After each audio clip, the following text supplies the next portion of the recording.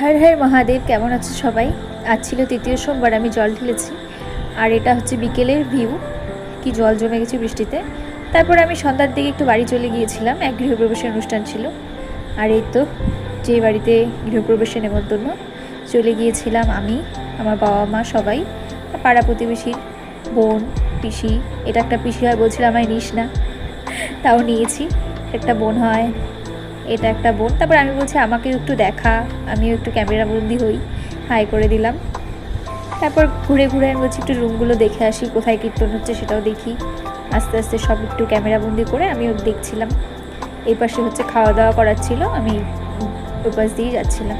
তারপর এক পিসির সাথে গল্প করলাম।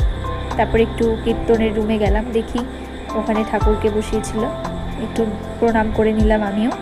সবাইকে একটু ক্যামেরাবন্দি করলাম, স্মৃতিগুলো যখন থাকবে মোবাইলে দেখবো, ভালো লাগবে।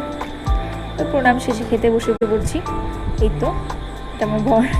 তারপরে প্রসাদ খাওয়া হয়ে গেল। তারপরে আর কি প্রসাদ খেয়ে বাড়ি ফিরে এসেছি। কেমন লাগলো জানিও সবাই।